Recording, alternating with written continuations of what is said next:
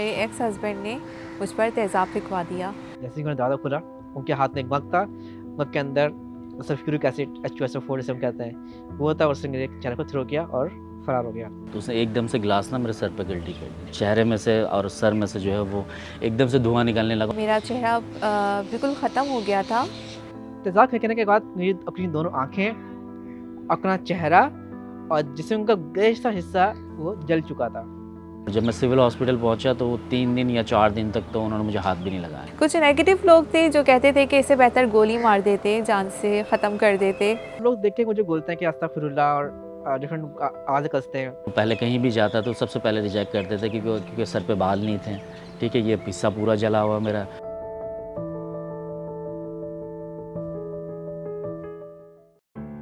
पाकिस्तान में हर साल दर्जनों अफराद तेज़ाब गर्दी का शिकार होते हैं। इनमें ज़्यादातर मुतासरीन ख़वातीन होती हैं, लेकिन मर्द भी इस वहशियाना हमले से महफूज नहीं। तेज़ाब गर्दी के वाक़यात की अक्सर वजह इंतकाम, गैरत के नाम पर हमले, घरेलू झगड़े या रिश्ते से इनकार होती है। कराची से ताल्लुक़ रखने वाली कमल हम्माद की उम्र सिर्फ 20 साल थी जब इनके साबका शौहर ने इनके चेहरे पर तेज़ाब फेंकवाया। काफ़ी साल पहले मुझ पर एसिड अटैक हुआ था। मेरे 2 बच्चे हैं, मैं उनको एक अच्छी तालीम देकर अच्छा इंसान बनने के साथ साथ एक मुझे शौक़ भी था कि ट्रैवलिंग का। तो मेरी एयर होस्टेस की जॉब हो रही थी, लेकिन जिस दिन मुझे सुबह जाना था, मेरे एक्स हस्बैंड ने उसी रात मुझ पर एसिड फेंकवा दिया। उसके बाद मेरी हालत बहुत ज़्यादा ख़राब हो गई थी। मेरा चेहरा बिल्कुल ख़त्म हो गया था।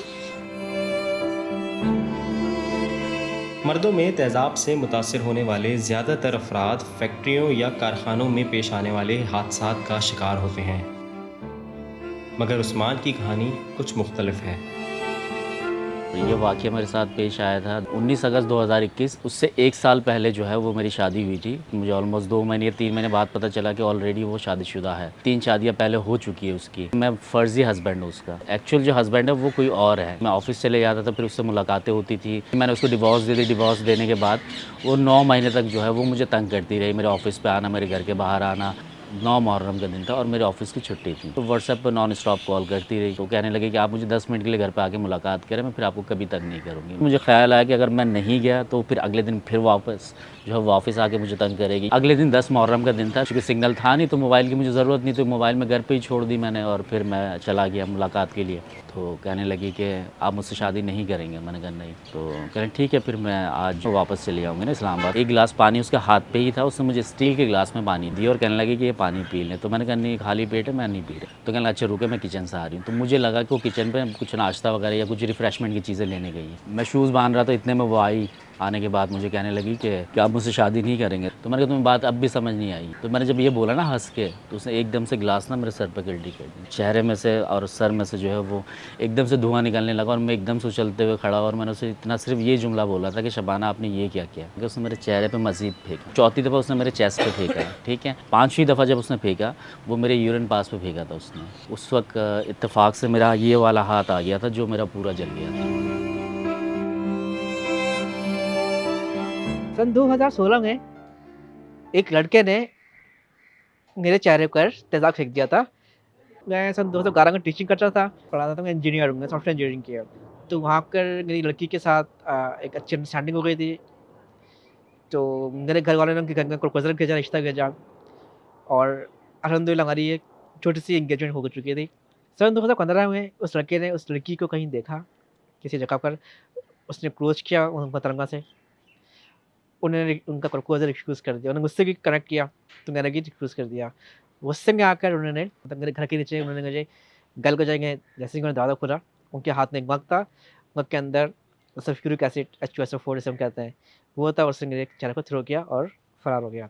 तेज़ाब फेंकने के बाद मेरी अपनी दोनों आँखें, अपना चेहरा और जिस्म का बेशतर हिस्सा वो जल चुका था।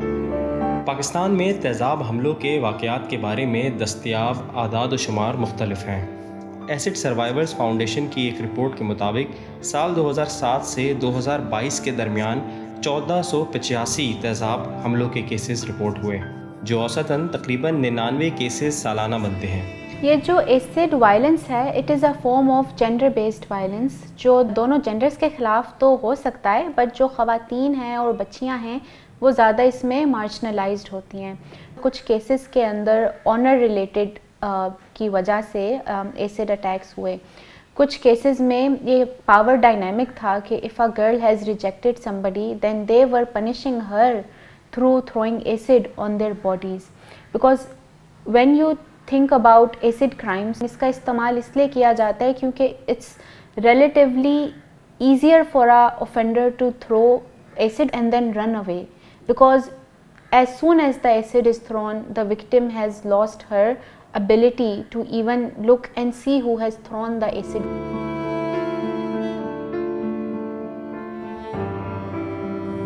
ट्रिप्लेक्स स्माइल अगेन फाउंडेशन एक ऐसा इदारा है जो तेज़ाब या मिट्टी के तेल से जलाई जाने वाली ख़वातीन, बच्चे, बच्चियाँ और कुछ मर्द हजरात की मदद करता है। वी आइडेंटिफाई देम कि कहाँ पे जलाया गया है, हम उन तक पहुँचते हैं। साउथ ऑफ पंजाब में सबसे ज़्यादा एसिड क्राइम्स होते हैं, उसके बाद फिर वो सराइकी बेल्ट से होते हुए सिंध के अंदर आ जाते हैं। बलूचिस्तान में हमारे पास आज तक में भी सिर्फ शायद 9 केसेस आए हैं, या तो हम उन तक पहुंच नहीं पाए या वो लोग आगे बढ़ते नहीं हैं। उसके बाद उनको एक बेहतर मेडिकल फैसिलिटी में लेकर आते हैं। अगर खुदा न खास्ता वो मूव नहीं की जा सकती क्योंकि एसिड बहुत स्ट्रॉन्ग था या वो एल्कलाइन था, तो हम वेट करते हैं जब हमें डॉक्टर इजाज़त देता है। ज़्यादातर बच्चियाँ बच नहीं पाती हैं। पकौड़े तलते हुए अगर एक छींटा भी तेल का पड़ जाता है तो किस तरह जलन होती है, एक पूरा जिस्म जल जाए, एक पूरा चेहरा जल जाए, वो तकलीफ़ में और आप नहीं उसको फ़ैदम कर सकते, उसको नहीं हम समझ सकते। अगर किसी की आँख बह गई है और वहाँ पे एक सुराख है या किसी की नाक ख़त्म हो गई है, तो फिर हमें उसकी कई कॉस्मेटिक सर्जरीज करवानी पड़ती हैं, रिकन्स्ट्रक्टिव सर्जरीज करवानी पड़ती हैं। प्लास्टिक सर्जरी की जो डोमेन है वो बहुत एक्सटेंसिव है। हमारे पास हर तरह का मरीज़ आता है जिसमें एसिड बर्न के पेशेंट्स होते हैं, फ्लेम बर्न के पेशेंट्स होते हैं और इलेक्ट्रिकल बर्न के पेशेंट्स होते हैं। शुरुआती दिन से जब एक प्लास्टिक सर्जन अपनी ट्रेनिंग स्टार्ट करता है तो डे 1 से उसके पास इस तरह के सारे मरीज़ जो हैं वो आ रहे होते हैं। एसिड के जो विक्टिम्स होते हैं इनमें ज़्यादातर तादाद फीमेल्स की होती है क्योंकि आम तौर पर ये अटैक्स के विक्टिम्स होते हैं, और जो मर्द हजरात जो होते हैं उसके अंदर जो केमिकल फैक्ट्रीज में जो काम कर रहे होते हैं, एक्सीडेंटल इंजरीज आदमियों में ज़्यादा होती हैं। बच्चों के अंदर एक्सीडेंटल इंजरीज होती हैं जिसमें आग से भी जलते हैं, एसिड से भी जल जाते हैं। ये होता है कि आपको इमरजेंसी में पेशेंट आ गया और वो सांस ले रहा है, कॉन्शियस से ओरिएंटेड है। कुछ तरीक़ेकार होते हैं जिसमें आपने सांस को सबसे पहले बहाल करना होता है, गर्दन की जो सर्वाइकल स्पाइन होती है उसको देखना होता है, ब्रीदिंग को देखना होता है, सर्कुलेशन को, डिफॉर्मिटी को, और इसी के साथ साथ जो एसिड को हमें सबसे पहले मरीज से उसको दूर करना होता है। इस हादसे में मैं तकरीबन अब तक जो है वो 56 सर्जरी मेरी अब तक हो चुकी है। जब मैं सिविल हॉस्पिटल पहुंचा तो वो 3 दिन या 4 दिन तक तो उन्होंने मुझे हाथ भी नहीं लगाया। उन्होंने कहा कि जितना गलना होगा, इसकी स्किन जितनी भी डैमेज होनी होगी वो हो जाएगा, उसके बाद हम डिसाइड करेंगे कि इलाज होगा कि भी नहीं होगा। ऑपरेट से एक दिन पहले मुसर्रत मिसबा साहब की जो है वो टीम आई हुई थी, तो वहाँ मेरी उनसे मुलाकात हुई थी। शुरू की सर्जरीज तो मैंने अपने पास से करवाई थी और फिर इन्होंने मेरा इलाज कंटिन्यू की। तेज़ाब हमलों की रोकथाम के लिए 2011 में acid control and acid crime provisional bill मंजूर किया गया, जिससे केसेस में कमी तो ज़रूर आई लेकिन मुकम्मल तौर पर ये ख़त्म ना हो सके। इसकी एक बड़ी वजह बाज़ार में आसानी से मिलने वाला तेज़ाब भी है। इसका जो टूल है एसिड, वो हमारी सोसाइटी में बहुत ईज़िली अवेलेबल है। कोई भी किसी भी जगह से जाके इसको परचेज़ कर सकता है, हमारे घरों के अंदर रखा हुआ होता है। सबसे पहले इसका एक्सेस हमें रोकना पड़ेगा। There is a poisons act 1919 और इसके सेक्शन 2 और सेक्शन 8 के तहत 2022 में only pharmaceutical companies and those stores who have a licence can sell acid, और कोई भी इंसान जिसकी उम्र 18 साल से कम हो, they can not obtain acid. बहुत सारे ऑफेंसेस में ख़वातीन पुलिस तक नहीं जाती क्योंकि एक थाना कल्चर है। मुल्तान के अंदर भी एक वुमेन प्रोटेक्शन सेंटर को इस्टेब्लिश किया गया और सिंध में अभी रिसेंटली हैदराबाद में एक 1 स्टॉप प्रोटेक्शन सेंटर को इनॉगरेट भी किया है। ये centres police response, medical assistance, psychological response एक ही बिल्डिंग में हाउस करते हैं। सिंध वो वाहिद सूबा है जिसने रिसेंटली अभी एक एक्ट को पास किया है जिसका नाम है Sindh medical legal act 2023। We always say that if justice is delayed then it is denied. तो होना ये चाहिए कि जैसे ही कोई परपेट्रेटर पकड़ा जाए उसको सख्त सज़ा दी जाए, उसको लंबी सज़ा दी जाए, इबरतनाक सज़ा दी जाए। 1 लीटर की बॉटल जो है वो किसी को भी ज़िंदगी तबाह करने के लिए, उसको रोकथाम के लिए मैंने और मेरे एक एसिड बर्न विक्टिम ने हमने हुकूमत सिंध के साथ एक पिटिशन डाली थी और वो हमारी कबूल हुई और लॉ बनाया गया कि सेल ऑफ एसिड जो है उसको उसकी रोकथाम के लिए उसकी लाइसेंसिंग होनी चाहिए, उसकी रेगुलेटरी अथॉरिटी होनी चाहिए, उसको चेक करना चाहिए। हादसे के बाद मुझे डर लगता था बाहर निकलते हुए लोगों को फेस करते हुए, क्योंकि एक बार पलट कर देख लिया, फिर दोबारा पलट के देखना, फिर दूसरे को हिला के बताना। कुछ नेगेटिव लोग थे जो कहते थे कि इससे बेहतर गोली मार देते, जान से ख़त्म कर देते, इतनी तकलीफ़ पता नहीं कैसे सरवाइव करूँगी। कभी कभी ऐसा होता है, मैं कहीं शॉपिंग पर गई हूँ अपने हस्बैंड के साथ, तो मेरा फिर सर पे दुपट्टा आता है, फिर आहिस्ता आहिस्ता आहिस्ता आहिस्ता मैं अपने चेहरे को छुपा लेती हूँ। वो इतना मुझे अनकंफर्टेबल करते हैं। माशरा जो है वो बहुत आपको इस तरीके से देख रही होती कि आप अल्फाजों में बयान नहीं कर सकते हैं। वो आपको मखलूक ही नहीं समझते हैं, आपको दूसरों से बिल्कुल अलग समझते हैं ना, कि मतलब साथ नहीं बिठाना, बात नहीं करना। कहीं नौकरी के लिए जाओ तो सबसे पहले तो उनको खौफ ये होता है कि यार कहीं ब्लैक लिस्टेड बंदा तो नहीं है या खुद इन्वॉल्व तो नहीं था। पहले कहीं भी जाता तो सबसे पहले रिजेक्ट करते थे क्योंकि सर पे बाल नहीं थे। ठीक है, ये हिस्सा पूरा जला हुआ मेरा, और इस हादसे में मेरा जो है एक आँख लॉस हो गया। तो जब वो ग्लासेस उतारता था तो जब देखते थे तो फिर वो कहते थे ठीक है हम आपको बताएंगे। नॉन स्टॉप रिजेक्शन होने के बाद जाके फिर तकरीबन 1 साल से अल्हम्दुलिल्लाह मैं जॉब कर रहा हूँ। अल्लाह का शुक्र है एडमिनिस्ट्रेशन पोस्ट पे हूँ और अच्छी जॉब चल रही है। वो इंसान जिसको नज़र नहीं आता, थोड़ा सा डिसफिगर है, तो लोग देख के मुझे बोलते हैं कि अस्तगफिरुल्लाह, और डिफरेंट आवाज़ें कसते हैं, और लोग शायद थोड़ा सा डिग्रेड करते हैं। उनको नहीं पता कि यार इसको तो नज़र नहीं आता, ये ऐसा है, ये क्या कर सकता है, ये तो कुछ नहीं कर सकता, ये तो अगर हमारे महफिल में बैठेगा तो उसे क्या पता, उसे क्या पता कि बाहर क्या हो रहा है। ताहम इंसानी हकूक़ कमीशन ऑफ पाकिस्तान के मुताबिक मुल्क में सालाना 400 से ज़ायद तेज़ाब हमलों के वाक़यात पेश आते हैं।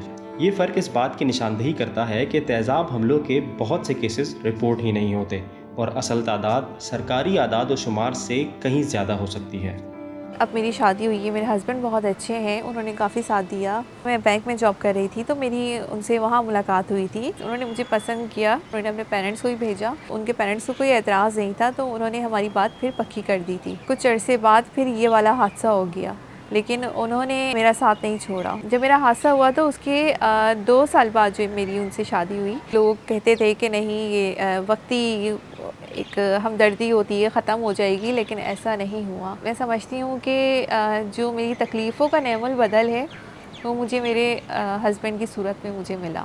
बग़ैर चेहरे के उन्होंने मुझे अपनाया। एक वो शौहर था जिसने मुझे जला दिया, और एक ये हैं जिन्होंने मुझे सहारा दिया, मेरे दोनों बच्चों को अपनाया, और अब तक वो मेरा साथ दे रहे हैं। मेरा सेशन कोर्ट पे तकरीबन 1.5 साल को केस चल, उसको सज़ा हुई, 14 साल की सज़ा हुई है, और तकरीबन जो है वो तकरीबन 40 लाख रुपए का जो है उसके ऊपर जुर्माना लगा। हाई कोर्ट पे 1 साल केस चला, हाई कोर्ट पे भी जो है अल्हम्दुलिल्लाह कामयाबी के साथ मैंने केस जीता है वहाँ। कानून नाफिज करने वाले अदालत से हमने कॉन्टेक्ट किया, उसको पकड़ा, और अल्हम्दुलिल्लाह केस फाइल हुआ एटीसी से, यानी कि इंसदाद नशे कर दिया अदालत से। अगर किसी किस्म की जो है ना मुश्किलात का सामना नहीं करने वाला, मेरी वकील जो थी वो उन्होंने एक पैसा उनसे नहीं लिया, मुझे इंसाफ मिला। वो लड़का अभी जेल में है, उम्र कैद की सज़ा उसको मिली है, 10 लाख रुपये जुर्माना हुआ है। तो मैंने अपनी ब्राइटनेस को कमज़ोरी नहीं बनाया, अपनी स्ट्रेंथ बनाई है। यही स्ट्रेंथ है कि मैं आज यहाँ बैठा हूँ, आप लोगों के सामने बातें कर रहा हूँ, अपनी स्टोरी सुना रहा हूँ, मैं अपनी किताब लिख रहा हूँ, एक नई ज़िंदगी का सफ़र, जिसके अंदर मैंने अपनी लाइफ में होने वाली जो भी ट्रेजेडी है, लोगों का रवैया, माशरे का रवैया, इसको किस तरह से मैंने फेस किया